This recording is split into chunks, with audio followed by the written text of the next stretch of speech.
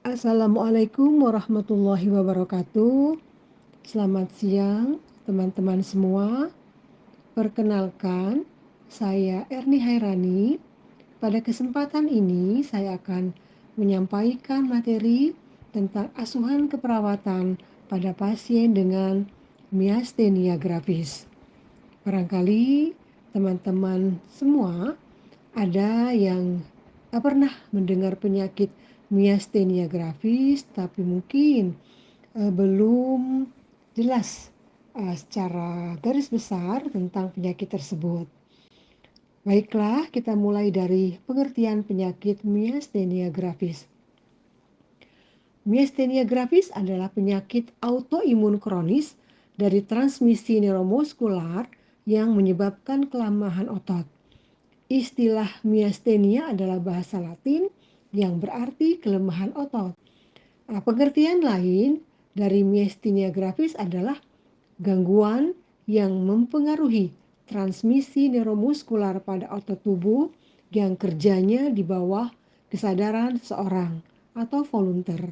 Selanjutnya, untuk klasifikasi klinis dari miastenia gravis ini dibagi menjadi dua.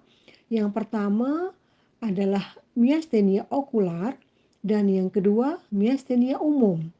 Nah, untuk miastenia umum ini terbagi menjadi tiga, yaitu miastenia umum sedang, dan miastenia umum berat. Teman-teman semua, etiologi atau penyebab dari miastenia gravis ini masih belum diketahui secara pasti. Diduga kemungkinan terjadi karena gangguan atau destruksi reseptor asetilkolin pada persimpangan neuromuskular akibat reaksi autoimun. Sehingga dikatakan bahwa etiologi dari penyakit ini adalah kelainan autoimun atau genetik. Berikut patofisiologi dari miastenia gravis, bahwa dasar ketidaknormalan pada miastenia adalah adanya kerusakan pada transmisi impuls saraf menuju sel otot karena kehilangan kemampuan atau hilangnya reseptor normal membran posinaps pada sambungan neuromuskular. Nah, penelitian memperlihatkan adanya penurunan 70-90%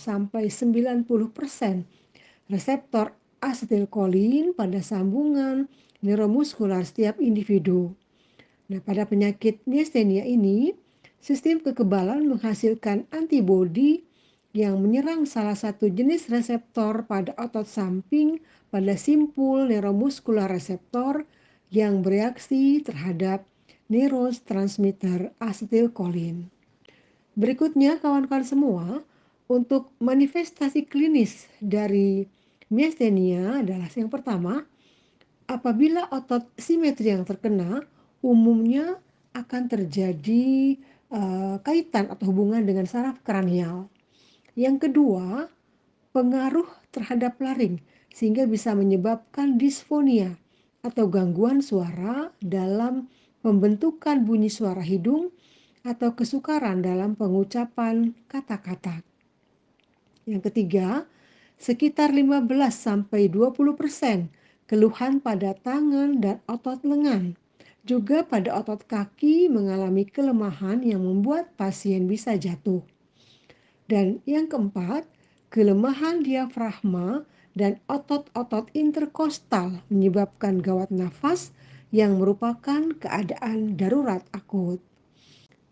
Kemudian, untuk memastikan penyakit miastenia atau pemeriksaan penunjang yang dilakukan meliputi yang pertama tes darah, yang kedua pemeriksaan neurologis, kemudian fototoraks, X-ray, dan CT scan, keempat pemeriksaan tensilon, dan yang kelima elektromiografi atau EMG.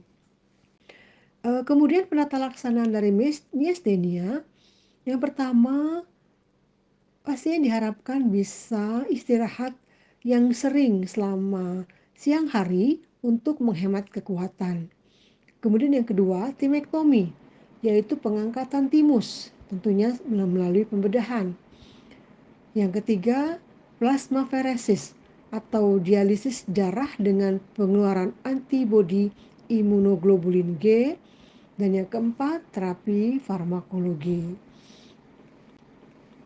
Adapun komplikasi dari penyakit miastenia, yang pertama adalah krisis miastemik, yaitu ditandai dengan perburukan berat fungsi otot rangka yang memuncak, yaitu akan terjadi pada gawat nafas dan kematian karena diafragma dan otot interkostal menjadi lumpuh. Yang kedua, krisis kolinergik. Nah, krisis kolinergik yaitu respon toksik akibat kelebihan obat-obat antikolinesterase. Hal ini mungkin disebabkan karena pasien tidak sengaja telah minum obat berlebihan, atau mungkin juga dosis menjadi berlebihan karena terjadi remisi spontan. Berikutnya, pencegahan miastenia gravis.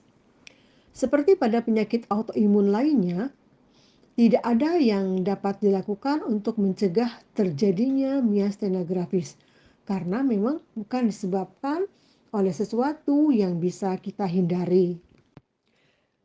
Sebagai tenaga perawat, tentunya kita harus melakukan asuhan keperawatan pada pasien dengan miastenia gravis.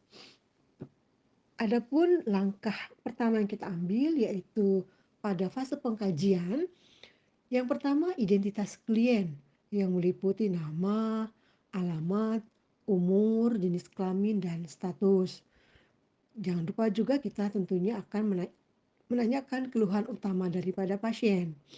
Berikut juga riwayat kesehatan, riwayat penyakit dahulu, riwayat penyakit keluarga, riwayat psikososiokultural, dan juga tentu yang penting adalah pemeriksaan fisik. Kemudian, diagnosa keperawatan yang bisa kita rumuskan atau mungkin muncul pada pasien miastenia gravis. Yang pertama adalah pola nafas tidak efektif berhubungan dengan kelemahan otot pernafasan. Yang kedua, gangguan mobilitas fisik berhubungan dengan penurunan kekuatan otot. Yang ketiga, gangguan menelan berhubungan dengan gangguan saraf kranialis. Diagnosa keperawatan yang keempat yaitu gangguan komunikasi verbal berhubungan dengan disfonia, gangguan pengucapan kata, gangguan neuromuskular, kehilangan kontrol tonus otot fasial atau oral. Dan diagnosa keperawatan yang kelima yang mungkin bisa muncul pada pasien miastenia gravis adalah gangguan citra tubuh berhubungan dengan perubahan struktur atau bentuk tubuh.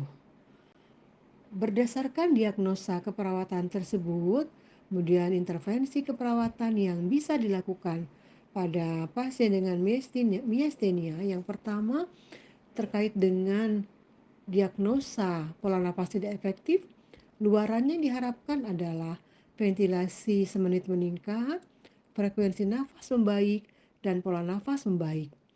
Intervensi yang dilakukan adalah manajemen jalan nafas yang meliputi monitor pola nafas, posisikan semi-Fowler atau Fowler, berikan minuman hangat, berikan oksigen jika perlu, observasi tanda-tanda vital, dan ajarkan teknik napas dalam. Berikutnya untuk diagnosa keperawatan yang kedua, yaitu gangguan mobilitas fisik. Luaran yang diharapkan adalah pergerakan ekstremitas meningkat, kekuatan otot meningkat, rentang gerak krom meningkat, dan kelemahan fisik menurun.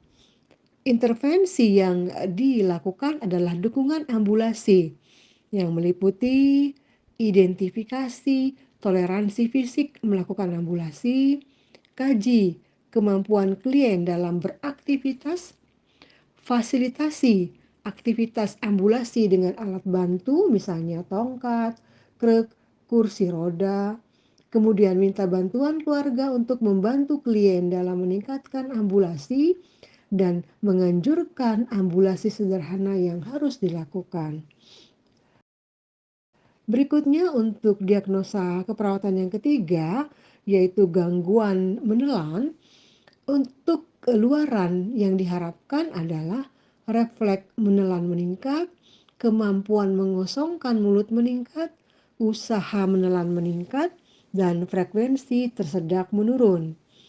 Adapun intervensi yang dilakukan adalah pencegahan aspirasi, meliputi monitor tingkat kesadaran, batuk, muntah, dan kemampuan menelan, monitor status pernafasan, periksa residu gaster sebelum pemberian asupan oral, periksa kepatenan NGT, posisikan semivolar sebelum memberi asupan oral, berikan makanan dengan ukuran kecil atau lunak, dan berikan obat oral dalam bentuk cair. Berikutnya untuk diagnosa keperawatan yang keempat, yaitu gangguan komunikasi verbal. Kriteria hasil atau luaran yang diharapkan yaitu kemampuan berbicara menggunakan bahasa isyarat meningkat, kesesuaian ekspresi wajah atau tubuh meningkat, respons perilaku membaik, dan pemahaman komunikasi membaik. Intervensi yang dilakukan adalah promosi kesehatan, meliputi kaji komunikasi verbal klien, lakukan metode komunikasi yang ideal sesuai dengan kondisi klien, modifikasi lingkungan untuk meminimalkan bantuan dengan memberikan bel atau lonceng, ajukan pertanyaan dengan jawaban ya dan tidak atau dengan menggunakan gerakan tubuh. Selanjutnya, diagnosa keperawatan yang terakhir yaitu gangguan citra tubuh. Kriteria hasil atau luaran yang diharapkan yaitu hubungan sosial membaik dengan klien, mampu menyatakan atau mengkomunikasikan dengan orang terdekat tentang situasi dan perubahan yang sedang terjadi, verbalisasi kecacatan bagian tubuh membaik dengan klien menyatakan penerimaan diri terhadap situasi, kemudian verbalisasi perasaan negatif tentang perubahan tubuh menurun dengan klien mengakui dan menggabungkan perubahan ke dalam konsep diri dengan cara yang akurat tanpa harga diri negatif.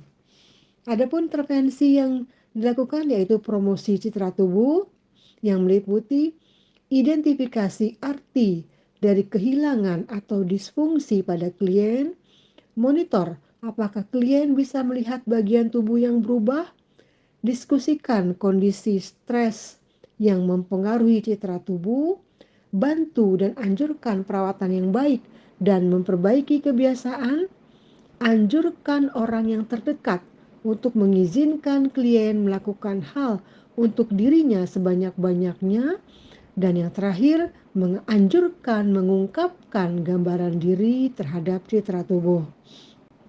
Nah, teman-teman semua, demikian pengkajian sampai dengan evaluasi dari asuhan perawatan pada kasus miastenia gravis.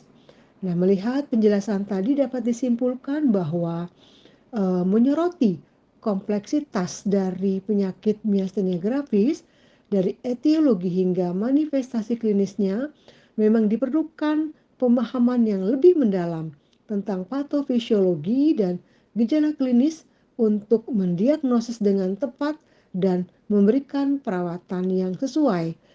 Demikian materi tentang asuhan keperawatan miastenia gravis yang dapat saya sampaikan. Terima kasih atas perhatian semuanya. Sampai ketemu di lain kesempatan. Assalamualaikum warahmatullahi wabarakatuh.